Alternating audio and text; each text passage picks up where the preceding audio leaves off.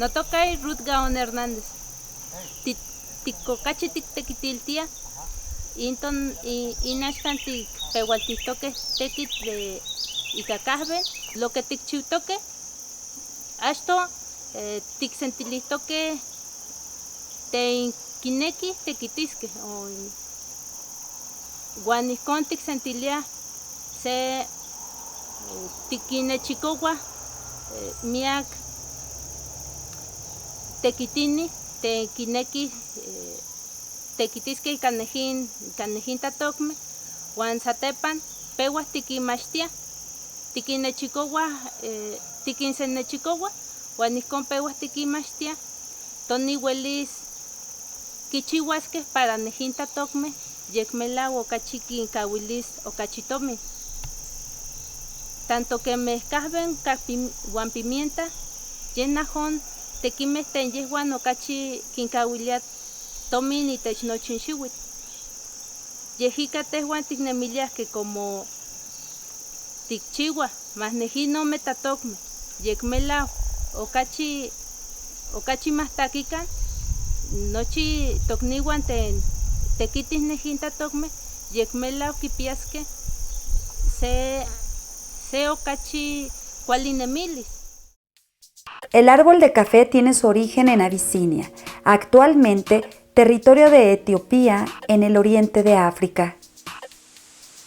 Una leyenda muy difundida cuenta que un pastor llamado Caldi observó en sus cabras el efecto tonificante de unos pequeños frutos rojos que crecían en un arbusto, efecto que comprobó en él mismo al sentirse revitalizado tras probarlos.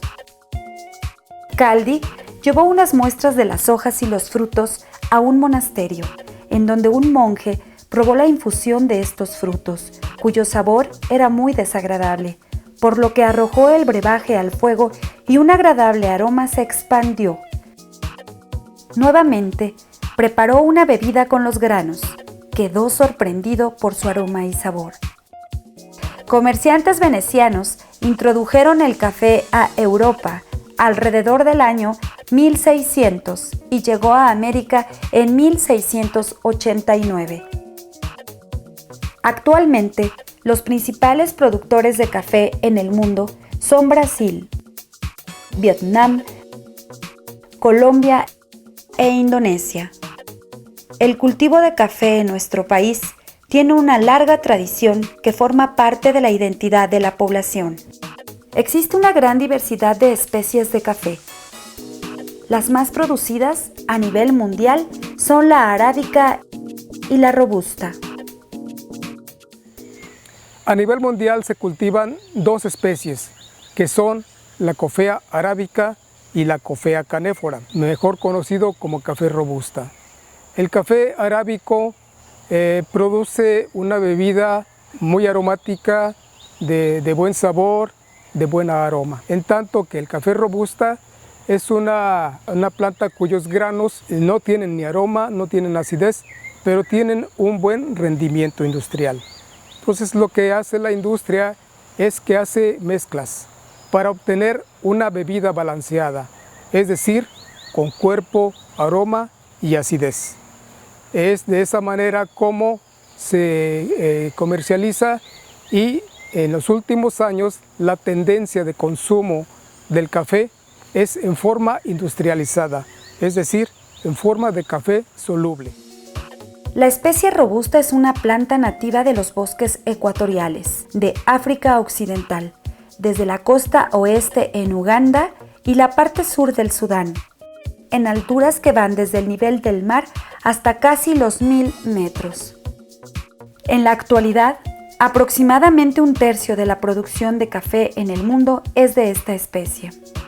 Esta variedad implica menos inversión para su cultivo que la especie arábica, debido a su rendimiento y a que es menos susceptible a plagas y enfermedades. Sin embargo, tras años de investigación, el ENIFAP ha desarrollado un híbrido de café arábica de alto rendimiento que también es resistente a plagas y enfermedades. Comúnmente se utiliza para elaborar café instantáneo y en mezclas para expreso, porque promueve la formación de crema. Su sabor es más áspero y amargo debido a su gran contenido de cafeína. En México se cultiva principalmente en las zonas bajas de Chiapas y Veracruz. La planta de café crece como un árbol o arbusto liso que puede alcanzar hasta 10 metros. Su raíz es poco profunda y florece irregularmente. Las flores tardan en madurar hasta 11 meses y los granos que produce son ovales. Sus hojas son anchas, de bordes orlados o lisos, de forma oblonga, redondeadas o ampliamente acuñadas en su base. Este arbusto produce flores blancas, en 2 racimos axilares y sésiles. La corola tiene de 5 o 6 pétalos con los estambres y el pistilo sobresalientes. El éxito del cultivo de café dependerá de las plantas utilizadas en su establecimiento. Estas pueden ser obtenidas a través de la reproducción vegetativa con el método de estacas enraizadas. Asimismo, las plantas para utilizar en el cultivo pueden ser adquiridas en empresas que las producen a través de la simbiogénesis. Se tiene que hacer la multiplicación por la vía vegetativa, que puede ser in vitro, por métodos biotecnológicos, o puede ser por el método de estacas enraizadas. Estos 2 métodos nos han funcionado muy bien. Ya hay empresas que se dedican a la producción de plantas por el método in vitro, y en el ENIFAP, en el campo experimental El Palmar, en Veracruz, y aquí en el campo experimental de Rosario Izapa, hemos incursionado en la producción de plantas de café robusta a través del método de estacas enraizadas. Esto nos permite ofertar a los productores plantas de calidad, de buen rendimiento y de buena calidad de grano. Como les digo, se puede utilizar también la semilla, pero técnicamente no es lo recomendable. El material que se utiliza para el proceso de estacas enraizadas se obtiene justo después de la cosecha. Para ello, se deben de eliminar las ramas que han sido cosechadas, con lo cual se provoca que la planta produzca brotes, ya que estos son la materia prima para la reproducción vegetativa por el método estacas enraizadas. Esta labor de poda se hace inmediatamente después de la cosecha. Todo el tejido que ya produjo se elimina y para estimular a la planta a que produzca brotes. Estos brotes, después de 3 meses de haber realizado la poda, podemos venir a cosecharlos. Ya tienen la edad adecuada, la consistencia adecuada para poder utilizarlos como método de propagación de la planta que nosotros seleccionemos. En este caso son plantas seleccionadas, son clones que nosotros ya hemos evaluado, que hemos probado aquí en la región y que se observan por rendimiento, por calidad de grano, es la característica que nosotros buscamos en cada uno de estos materiales. La producción de café robusta a través de semilla produce una alta variabilidad en el material genético. Por ello, el ENIFAP recomienda la reproducción vegetativa de las plantas por el método de estacas enraizadas, pues esto garantiza la homogeneidad del cultivo. Bueno, aquí iniciamos, tenemos nuestros jardines clonales, están plantados 2 por 1. El primer paso es nuestra selección de los brotes. Es algo muy importante. En la selección de brotes no tiene que estar enfermo. Tiene que tener sus hojitas, sus cruces. Dependiendo de la cama, se seleccionan los brotes. Hay camas que tenemos de 12,000, hay camas de 6,000 y hay camas de 3,000. Bueno, el primer paso, se le quitan sus cruces. Más o menos se les deja una distancia de 1 centímetro sus achilitas. Se cortan aproximadamente, para una cama de 6,000 se cortan 1,000 brotes. Y es así como se llevan a nuestra área de trabajo. Más o menos un promedio de 1,000 brotes. El siguiente paso sería en nuestra área de trabajo, ya teniendo nuestros 1,000 brotes. Una vez obtenidos los hijuelos o brotes, se deben cortar los cruces a una distancia aproximada de 1 centímetro, eliminando tanto el tejido viejo como el muy joven, con lo cual se obtiene un mayor porcentaje de estacas enraizadas. Aquí ya tenemos estos tallos con el tejido que ya no queremos. Todavía, ahora sí vamos a cortar de manera inclinada y a una distancia de 1 centímetro. Aquí aproximadamente 6-7 centímetros.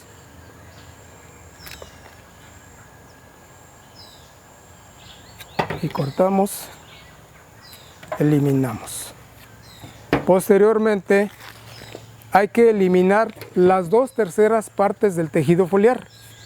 Entonces para eso aproximadamente cortamos ahí, cortamos aquí.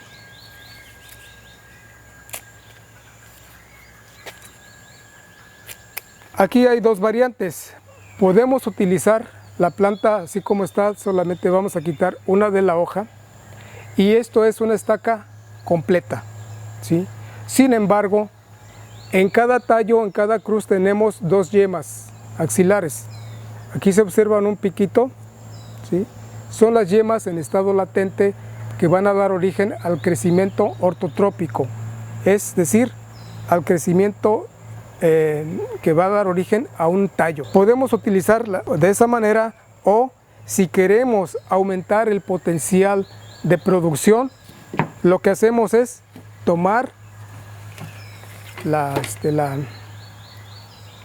estaca y la vamos a partir por mitad de manera longitudinal.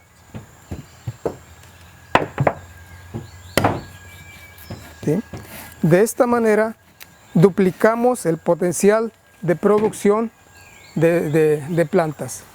Y aquí tenemos ya 2 estaquitas a las que les vamos a dar su tratamiento con una solución antioxidante, después tratamiento fungicida, y ya podemos llevarlas a la cámara húmeda para su siembra. Tanto puede ser de esta manera, pero si disponemos de mucho material vegetativo lo podemos hacer de esta manera, con la estaca completa. Aquí, como ven ustedes, tiene 2 yemas.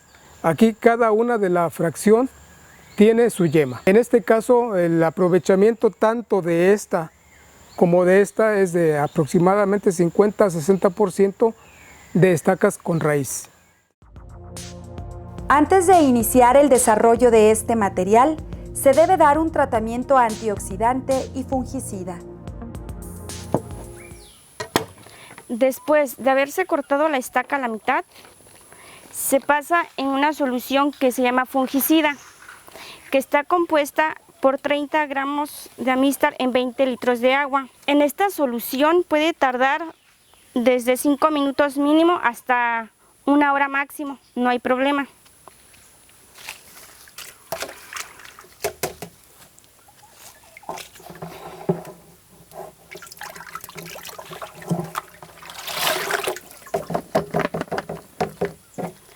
Tenemos otra solución que es antioxidante.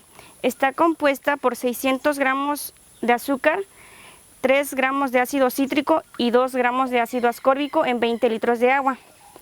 En esta solución solamente se sumerge y se saca de 2 a 3 segundos. Y ya posteriormente se va a la cama de siembra. La cama de siembra para las estacas debe contar con 35 centímetros de altura, de los cuales deben ser 10 de grava triturada, 10 de arena y 15 de sustrato. Este debe estar compuesto por composta de cachaza de caña, cascabillo de café y arena. Es muy importante que antes de realizar la siembra se fumigue el sustrato para evitar la pudrición de la estaca. Para realizar la siembra, previamente se perfora el sustrato, con el fin de no lastimar la corteza de la estaca con el momento de su colocación en la cama de siembra. Ya que tenemos sembrada nuestra cama completa, se le aplica un riego regular. Únicamente es para tapar que no queden bolsas de aire, que quede la estaquita completamente tapadita. Ya para esto, esta cama tiene su capacidad es de 4.300 estacas. Estas camas llevan un aproximado de un mes. En un mes se tienen que limpiar, se quita toda su estaca podrida y se vuelve a fumigar la cama. Ponemos carbendazim, usamos el 1.5 gramos por litro de agua. Más o menos se lleva una cama de... Esta cama tiene 10 metros, se lleva un aproximado de 3 litros o 4 litros de fungicida. Aproximadamente, después de 4 meses de permanecer bajo los cuidados del vivero, la planta está lista para ser aclimatada y posteriormente entregada a los productores. Después de que se tiene las plántulas en esta etapa, se le da su tratamiento, se le da su lavado, su tratamiento con fungicida y se hace el empaque. Esta es la manera en que el producto de aquí sale y se lleva directamente a los viveros de los productores. Entonces, esto ya es garantía de que el producto que estamos ofertando es de clones específicos, de clones seleccionados, y esto ya es la siguiente etapa, ya le corresponde al productor.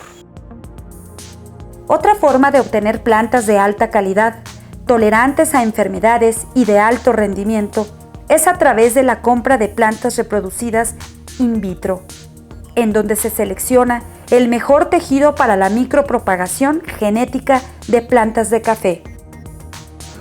Comenzamos con unas plantas que se llaman plantas madres, de las cuales tomamos unas hojitas, aquí las traemos al laboratorio, se desinfectan perfectamente en el área de sala de transferencia.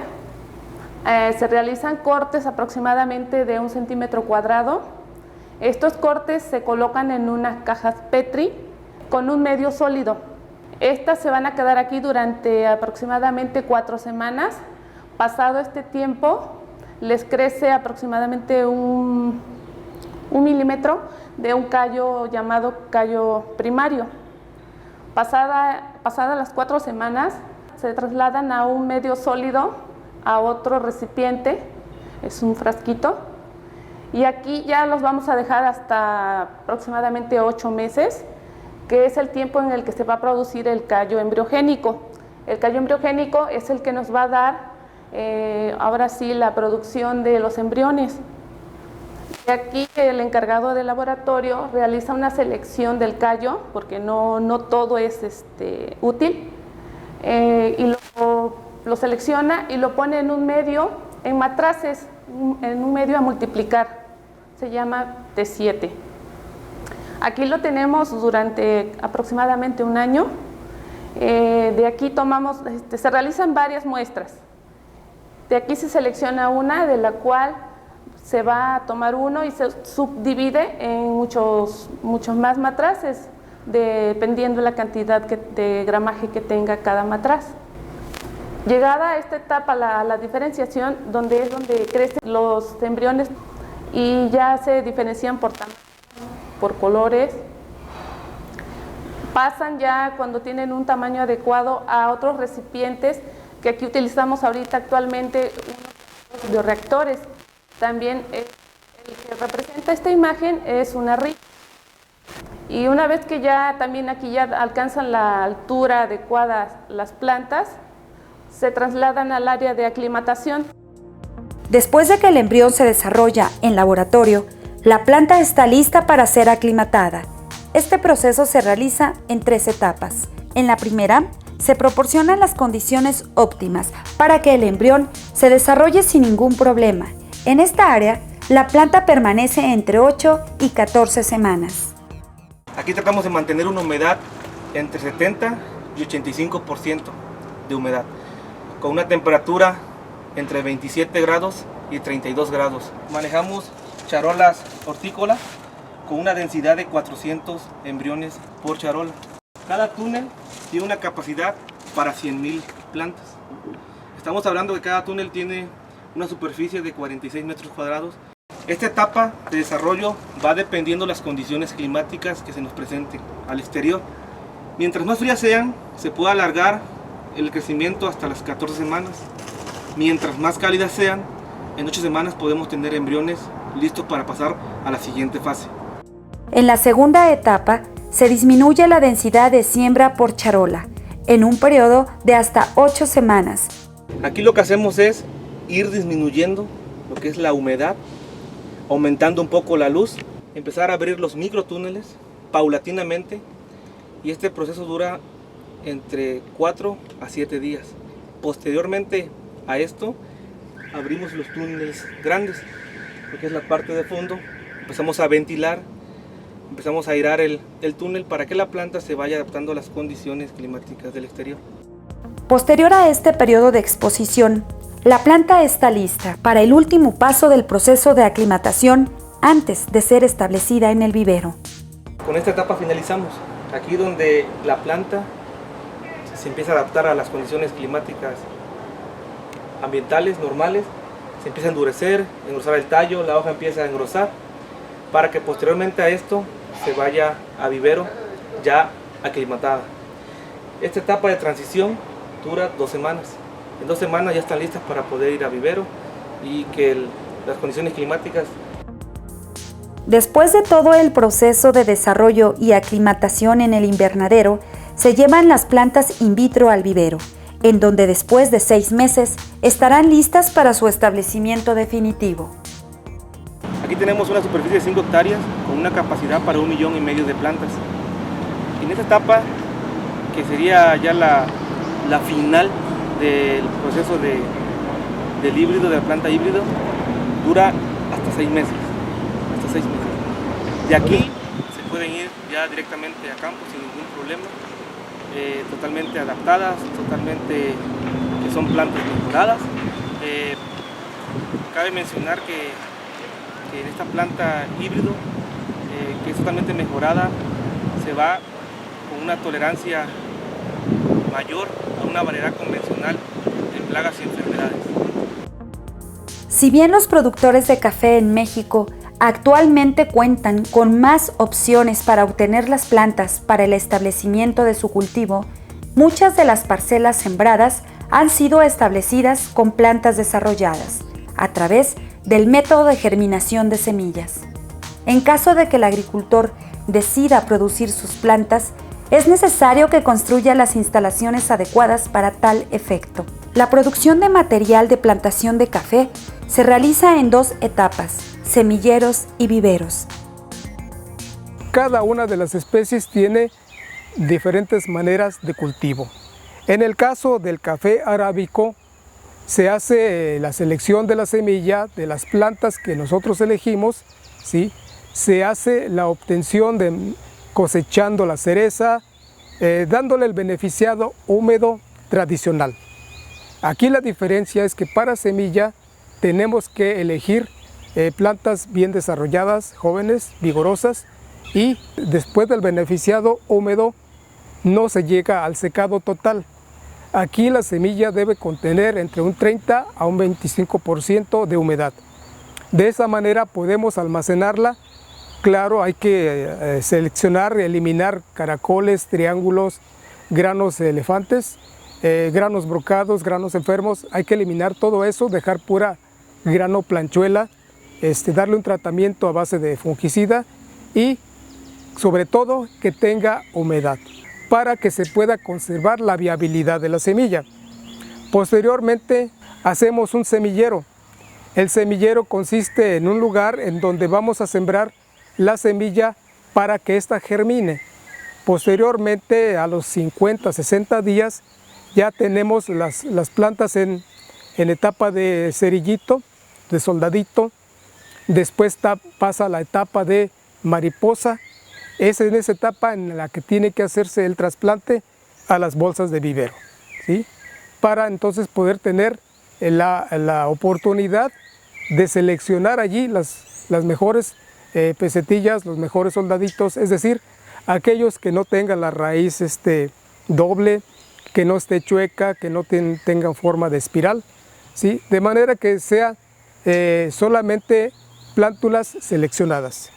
Es de esta manera como podemos obtener una buena calidad previa a la obtención de las plantas. Pero todo comienza desde una buena selección de las plantas madre, seguido de un beneficiado adecuado para obtener la semilla con buena calidad. Uno de los materiales más utilizados en la estructura de la cama de siembra es el bambú. Con él se contiene el sustrato, previamente mezclado con la materia orgánica, que servirá de medio para la germinación de la semilla de café.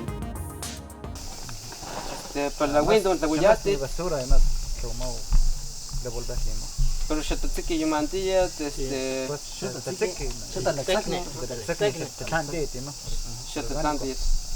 yo medio metro yo que más pasillo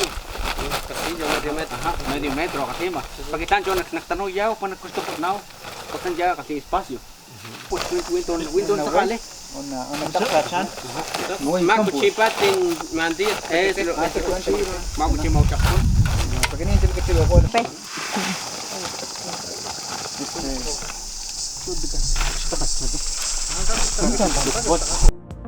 Antes de sembrar las semillas, se recomienda aplicarles un germinador, pues con ello se previenen las principales plagas y enfermedades de la planta del café.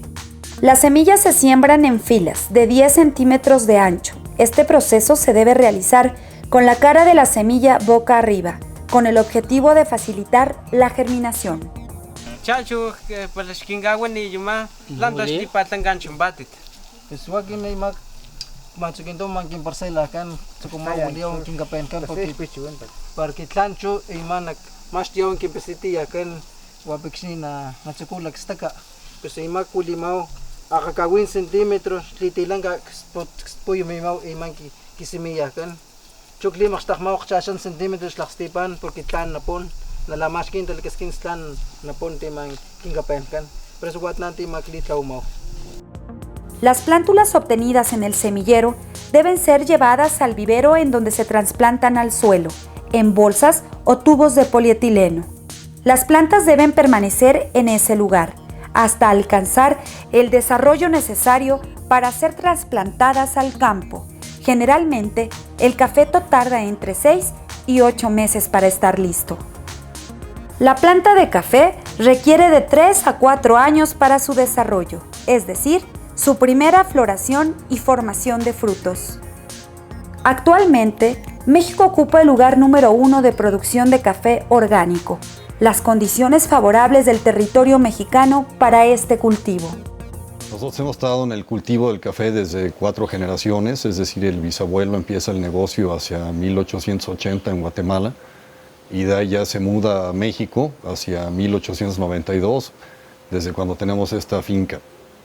La finca tradicionalmente se ha dedicado al cultivo del café, que es un cultivo, un aromático que se disfruta mucho en compañía social y es un cultivo que se deja trabajar perfectamente en los trópicos. Es un cultivo que es perenne, es decir, que es una planta que vive por muchísimo tiempo, da fruta una vez al año, aquí en esta zona es en la temporada de de septiembre a diciembre, y nosotros hacemos el cultivo de manera orgánica. Tradicionalmente no fue así, en el principio sí, del bisabuelo, después tiene una migración hacia la parte química y nosotros retomamos en nuestra generación la parte orgánica porque nos interesa mucho el tema de sustentabilidad y el tema de conservación. ¿Por qué? Porque es una de las zonas más agraciadas de lluvia que tenemos en el país. Tenemos una precipitación promedio de 4.500 milímetros al año, que significa, a grosso modo, 4.500 litros por metro cuadrado. Entonces, todo nuestro cultivo está enfocado a la conservación y a la captura de esa agua para que se pueda aprovechar aguas abajo. Y obviamente nos interesa la conservación de nuestro suelo, que es nuestro mayor patrimonio para poder cultivar lo que queremos. La siembra de los cafetos debe realizarse al inicio de la temporada de lluvias, entre el 15 de mayo y el 15 de junio, dependiendo de la región, con el fin de que las plantas desarrollen un buen sistema radicular y soporten la siguiente época seca. El cultivo del café es originario del África Central. Es una planta que bajo condiciones nativas se encuentra bajo el tercer estrato arbóreo de un bosque. Por lo tanto, al momento de domesticarlo, se hace con el acompañamiento de árboles de sombra, ¿sí? Para que se pueda realizar la explotación comercial de esta especie.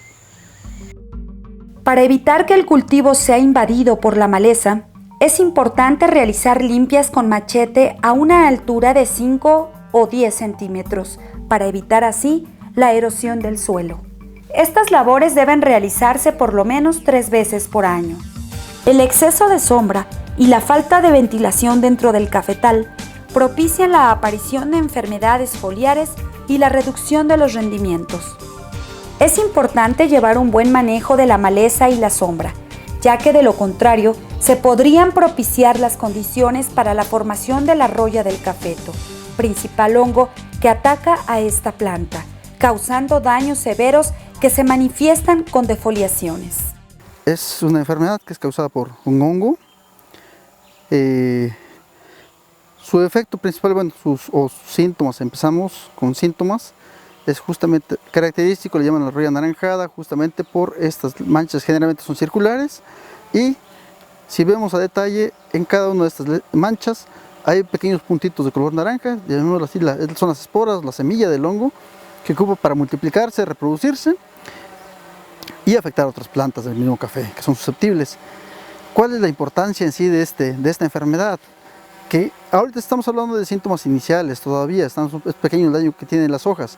Sin embargo, a medida que va avanzando la enfermedad, bien sea estas mismas lesiones, pequeñas lesiones, por el escurrimiento de rocío o de la lluvia, hay salpique acá, bien sea de estas mismas lesiones, escurre y va agrandando las lesiones, de tal manera que la hoja empieza a dañarse más y más. Cuando llega un punto en que la hoja es más de un 50% o más de la mitad de la hoja es afectada, la planta responde generalmente tirando la hoja. Entonces, el daño cuando vemos que es más severo generalmente es cuando empieza ya el proceso de maduración del fruto. Las hojas, bien sea también porque las condiciones climáticas son mucho más favorables para el hongo, empieza a tirar las hojas. Cuando en sí el daño es muy severo y todavía tiene frutos en proceso de maduración, lo que va a causar es que el fruto se seque en la rama. O, en determinado caso también, al momento de que queda descubierto de caerse todas las hojas, por el golpe de sol, no existe ya un llenado del fruto, o como les comentaba, hay quemado del fruto como tal y quedan solamente adheridos. Si el daño es demasiado severo y la planta tira todas las hojas, es posible que la planta llegue a morir. Los investigadores del INIFAP han trabajado en el desarrollo de híbridos resistentes a esta enfermedad, a través de cultivos de prueba en donde se monitorea y controla el crecimiento de este hongo, con el objetivo de contribuir con los productores mexicanos en el control de plagas y enfermedades del cultivo de café. Dentro de las partes de estas actividades se desarrollan en laboratorio, en campo, directamente en algunas parcelas de acá del campo experimental y en parcelas con productores cooperantes en donde se hace monitoreo de roya de café. El problema de roya material tenemos de campo con síntomas del hongo afectando a las hojas, las esporas o las semillas del hongo. Las tomamos acá con cuidado, las guardamos o las colocamos en una suspensión con agua. Esto lo hacemos con el fin de tener esporas del hongo y posteriormente llevarlas a campo donde vamos a inocular materiales que estamos trabajando para el mejoramiento genético, hacer pruebas en las cuales determinemos si realmente el material que estamos por liberar o estamos trabajando para que se puedan liberar como variedades realmente son resistentes o tolerantes hacia esta enfermedad. También en laboratorio se hace el conteo de esporas. ¿Qué implica esto?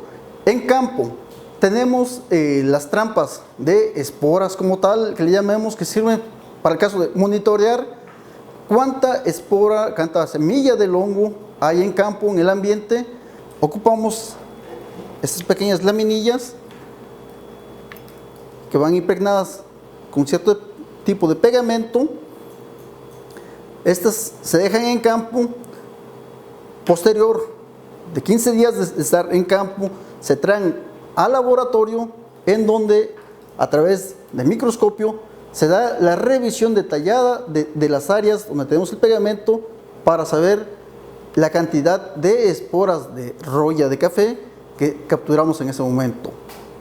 Estos datos, al igual que datos de clima que tenemos tomando en campo, y finalmente esta información, a pesar es información, bueno, es investigación, pero queremos aterrizarlo finalmente para establecer programas de manejo de esta enfermedad, saber en qué momento hacer las aplicaciones y de prevenir antes de que llegue el hongo y tengamos daños en campo.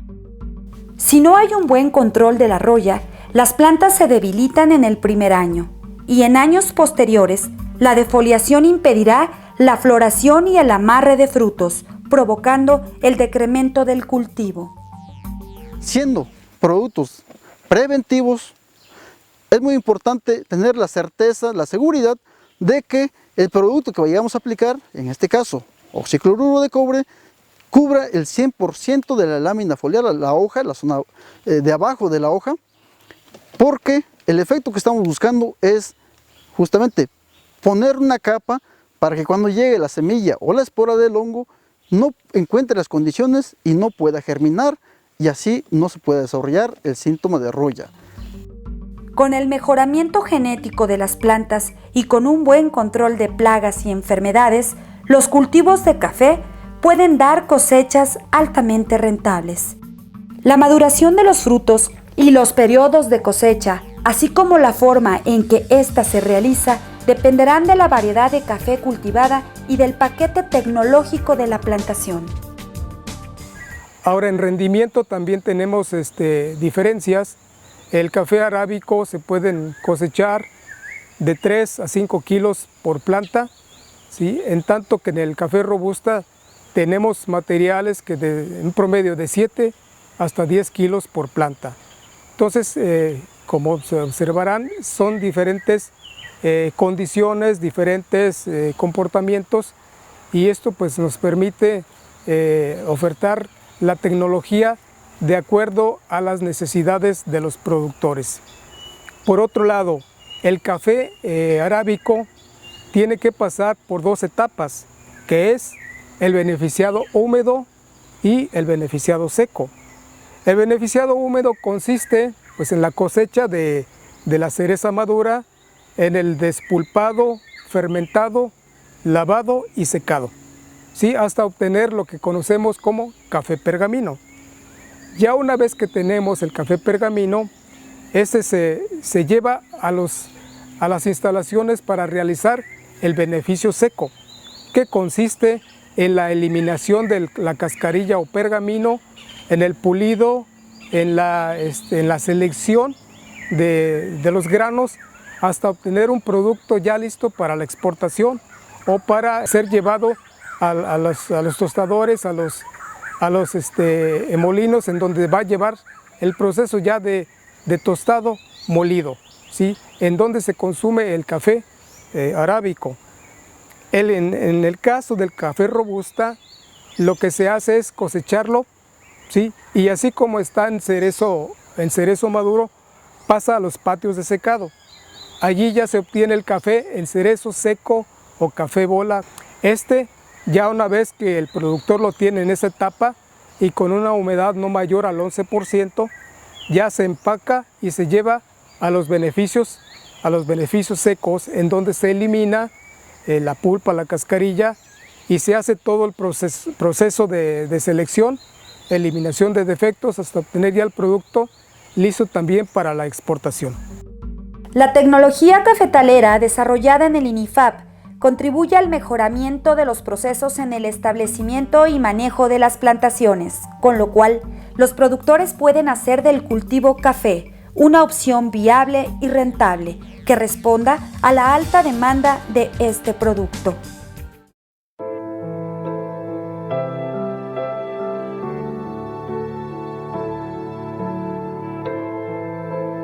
Audio Jungle.